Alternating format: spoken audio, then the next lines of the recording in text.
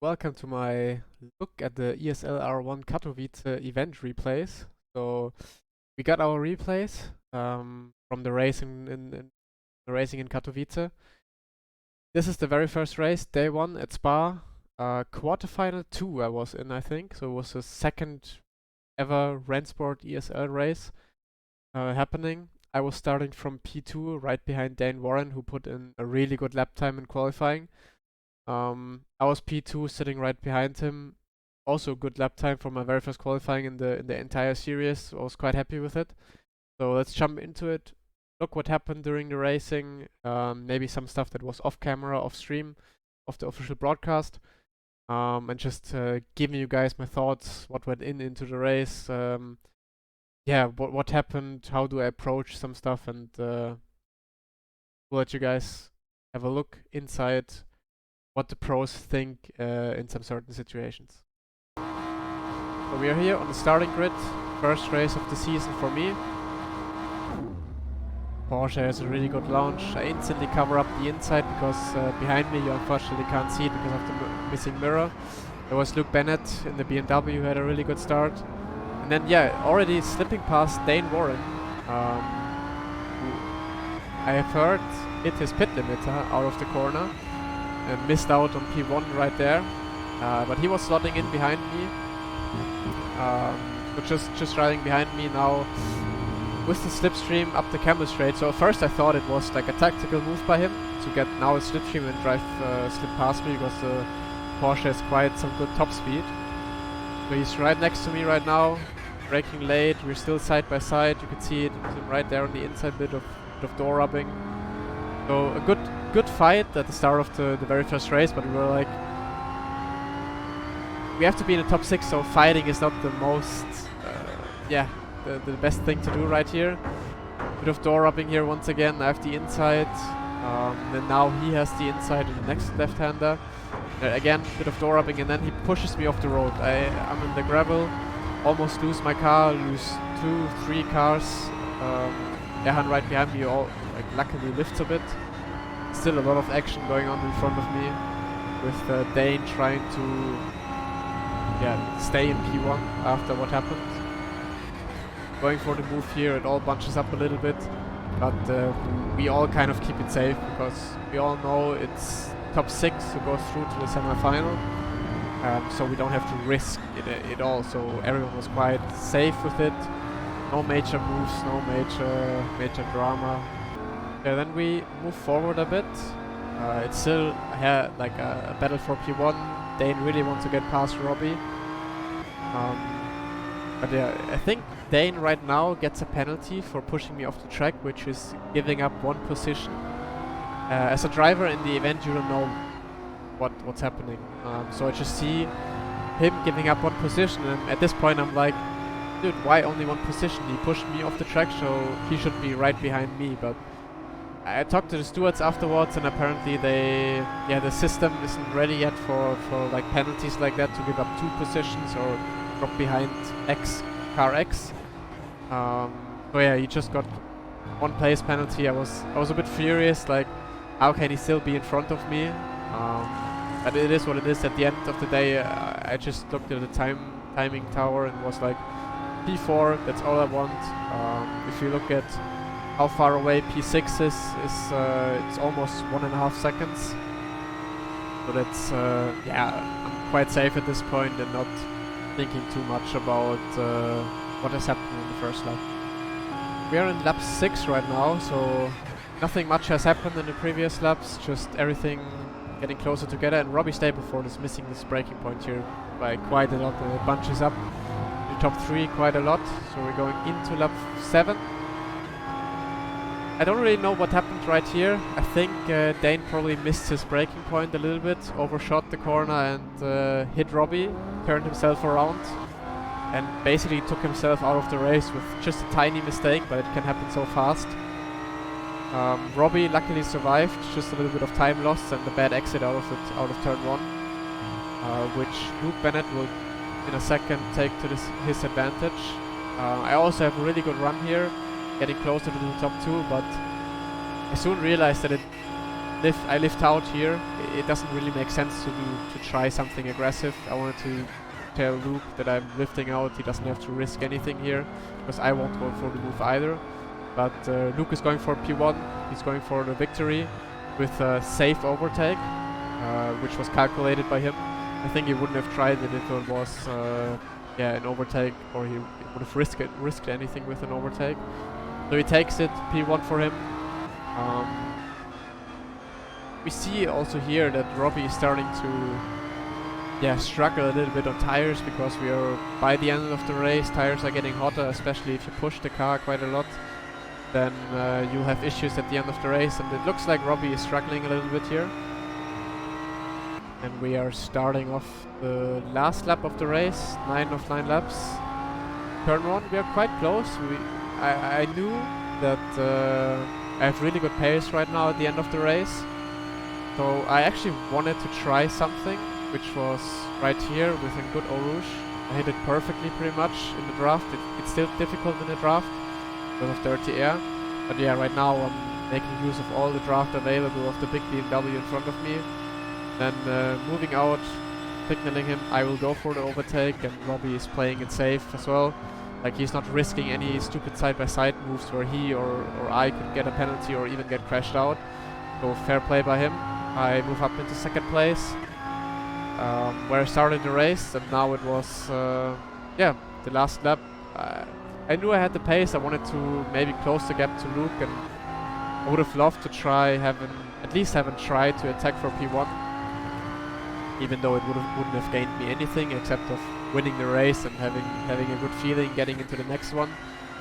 But yeah, what I did here is just I knew I'm safe for top 6. Nothing can happen anymore, like, except if I throw away the car, which should never happen. So I'm pushing quite heavy right now. I'm trying to minimize the gap from the car in front. So I think we started the lap with like 1 second up to Luke. Now we're already down to 8/10, so getting closer, but the lap is already almost done. And yeah, there's no opportunity for us to set for an overtake. So this was just for me to show I still have the pace at the end of the race. I could have won this race if lap 1 didn't happen. So it was just something for me to show myself I have the pace and I can go into the next race with a confident mindset. Also here, last corner, getting actually quite close, getting to 5/10 of a second difference between P1 and us. That's where we finished the race, just after half a second to P1. And that was my very first ESL R1 race done in P2. I was quite happy with it. P2 is a podium. Obviously, I've seen that I could have won it maybe.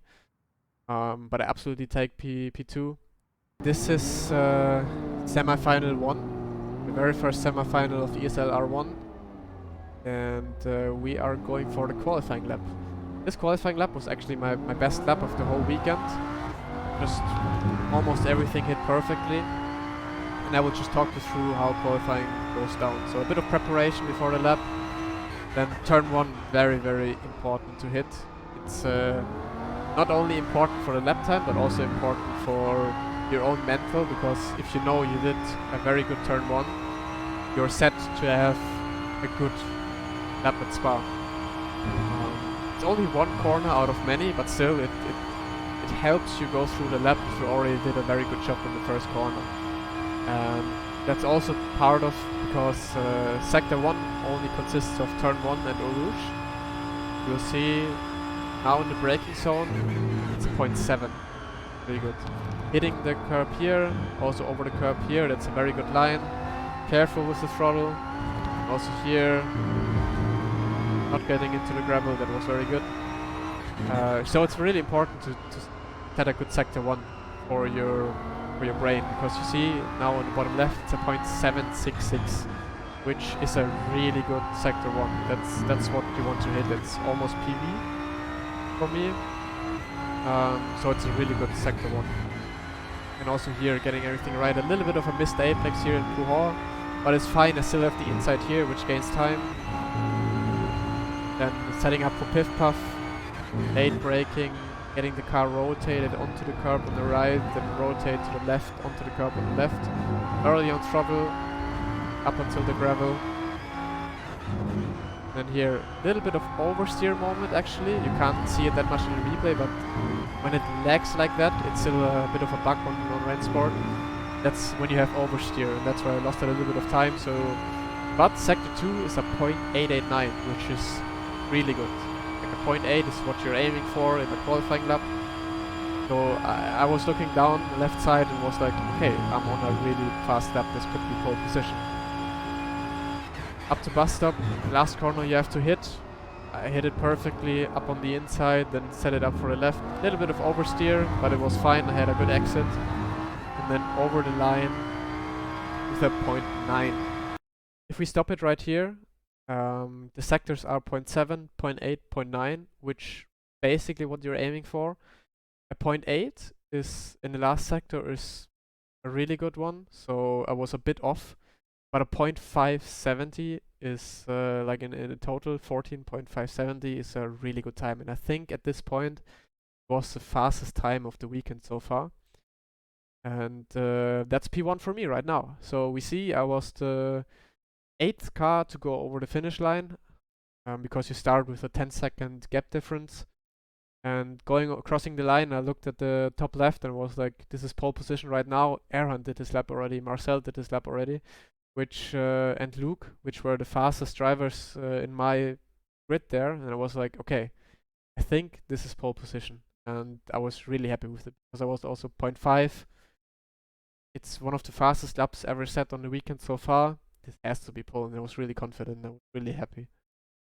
So yeah, and in the end, it was pole. We are in the grid right now, starting on the right-hand side with the pole position. Just making sure to not jump the start, otherwise nothing can go wrong. We have 2 Audis behind us, so there's no real opportunity for anyone to jump me. Late braking into turn 1, still leaving room on the outside, just in case there's someone. Don't run him off the road, because you would risk a penalty. And then I actually did something stupid, because right now I'm shifting into 6th, just before Rouge. And that really compensates your Rouge. Your RPM drop, you see I couldn't hold the line, and my top speed is actually really bad. But luckily, if we go back to Marcel, who was right behind us there, you can see he's going through Rouge with the dirty air. He's also not hitting it perfectly. Right now he's going off track. He did an off track there on the inside, and he knows that he's lifting right now. So he doesn't get an advantage, doesn't get a penalty. He's still going for the side by side, but tries or thinks of not going too aggressive in, just slotting behind me, which is honestly smart driving, not risking too much, because we still want to progress into the finals. We are safe with P1 and P2. So Marcel did a really good job there, really smart move to not do anything stupid, to just play it safe, slot in behind, and maybe go for an opportunity later. Yeah, we are jumping in midway in the race. We just finished lap 4, going into lap 5. And you can see top left that the gap is half a second. Marcel behind us, which was basically from lap 1 until lap 5 always the same. We were basically trading lap times. Also the last for me was a 4.98, he did a 4.36. So it's basically trading lap times. One lap I was faster, the next lap he was faster. So then fast forward into lap 9. We look at the gaps. I was able to extend the gap a little bit to 0.8 of a second to Marcel, so I was safe. This is the last lap, just a few more corners to go to actually get our very first victory of ESL R1, and that already happened in the second race that I've ever did on this platform, basically on Rennsport, which I was really happy about. Blanchiment, little lift there just to not overextend the track limits, not get any penalty just before the finish. Braking into the last corner, and then right hand side over the curb, left hander. Full throttle out of the corner, and that's first victory at ESL R1 Katowice at Spa. I was really happy. I think I just showed you the clip how I celebrated over the line. I was quite happy, and then I instantly pulled over to the right because Gamer Muscle was already there for the interview, so there was no time to breathe for me. You saw the interview; it was a bit rushed from my side as well. But yeah, I was happy. I was over the moon. That was like really a confidence boost for me. It showed me that the pace is there. I can win. We are in the final session of day 1 at Spa. This is after qualifying has ended. If you look at the scoreboard, it's Max Benecke, my teammate in P1, with stunning time, a 0.4. Then Jiri Toman, Erhan Jajoski, and then myself in P4, the 0.616. So I was not happy at all with the lap. So if we go back in the replay just after I crossed the finish line for qualifying, you can look in the bottom left. It's a 0.7 again for sector 1, which is really good. And then sector 2 was a 1 minute 0.0, which yeah, is not what you're aiming for. As I said before, you're aiming for 0.8s there as well. So sector 2 was just completely off. And then sector 3 was, I think, my best sector 3 I've ever done, with a low 0.8. And just looking at the timing sheet with where I could have ended up with just normal sector 2, just hitting a 0.8 there, would have been yeah, probably pole position, but a lot of would have, could have. It didn't happen, so I started from P4. But that was basically the main thing I was not happy about day 1, was the qualifying in the final, and then also one thing that happened during the race start final. We're in the starting grid. I actually had a really good start. So here I had good reaction time, and then better than both of the RHE cars, and then this happened. So that was my worst mistake of the whole weekend, that I just crashed someone out, and it was of no mistake, just my own. Yeah, I knew I had a really good start, and I almost cleared the RHE car, which was starting in P3. So I was looking only in my mirror. So unfortunately, you can't see the mirror in a replay session. So this is the camera that looks rearward, so it almost has the dimensions of the mirror. So I'm looking into my mirror, and I see an RHE Audi behind me, right here. And I'm like, okay, I cleared him. I can move to the right to defend my position.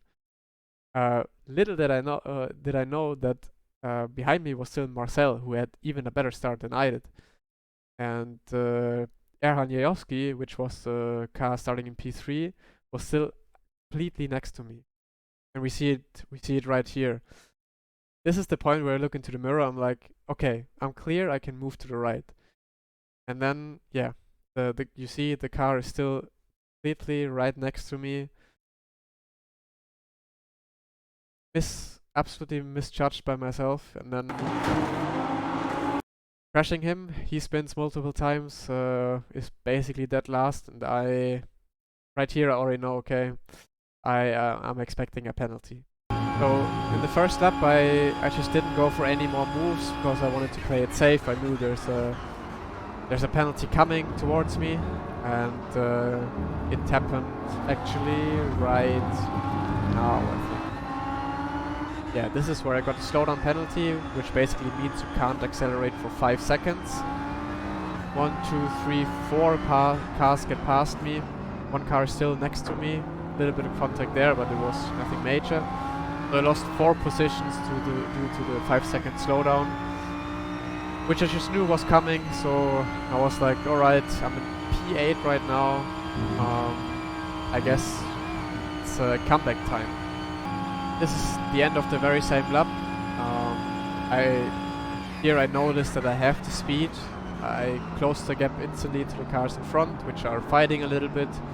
Here Isaac Price had a little bit of a late braking point and almost overshot the corner. So I knew I can gain positions if I play it safe and play it good. So here Nikodem is going for an overtake, a little bit of contact. I'm trying to position myself for a good Rouge exit to maybe get past them afterwards.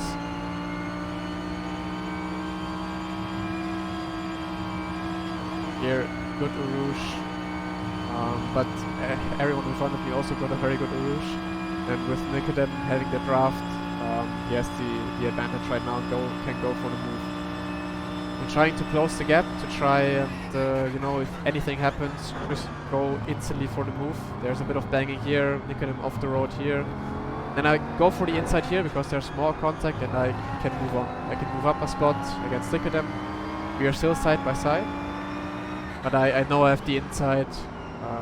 Right now there's a little bit of door banging again, but yeah, I can say it is my corner, although it doesn't exist in sim racing, so there was a little bit of contact because he tried to make it close for me, but it was all within limits, all fair and square, and we move on. So yeah, we have Isaac Price now in front. He already has kind of big of a gap to Johan after the battling with Nicodem. So yeah, now for me it's just overtaking one by one. But already seeing now Johan is losing time and we are actually gaining time onto him. And that's because he has a penalty for, I think, pushing Joshua off the track or making contact with him. And he got a give up one position penalty. And what that means is just he has to fall back and give one position to Isaac, which in his shoes for Johan is really bad because he has to give up like, I think it was almost 2 seconds clear already. Now he has to fall back. He's making it very slow, moving off the racing line, indicating that he has to give up one position. But at this point he also didn't know what to do because he didn't want to lose 2 positions against me as well. So he's going defensive here, doesn't really know what he should do. And we are too wide with Isaac. He's squeezing me a bit there. I lift out because I want to have a good Rouge. I know that side by side going up a Rouge is bad. And yeah, setting up for a good Rouge. Isaac gets a little bit wobbly out of a Rouge and I can make use of that. I think he also has to give up one position, but he ultimately made the mistake himself. I was able to move on. And yeah, Johan had still his penalty of giving up one position. At the time I didn't know what was happening because as a driver you don't have any indication of any penalties whatsoever. So yeah, he's lifting off here and I'm like, okay, this is an easy pass. And I'm up to P5 again. So really roller coaster of a race, starting in P4, having the incident, getting the slowdown, back in P8, and then yeah, after just 3 more laps, getting myself 2 or 3 more laps, getting myself up into P5 again, where I also eventually finished the race. Because you see, Josh is quite far up ahead. He's 3 seconds clear of me. We're in the last lap. We see the gap in front extended a bit, 3.8 seconds to Josh. Behind me I have a 1.7 second gap, which is also easy. So I'm a bit in no man's land. I can just manage my tires, manage my pace, and get P5 over the line, which I'm doing right now. So lap 9 of 9, just bus stop to go. Nothing is happening in front. Max is winning the first ever ESL final for Maus, so it's first win for Maus in this league. And it's me going over the line in P5.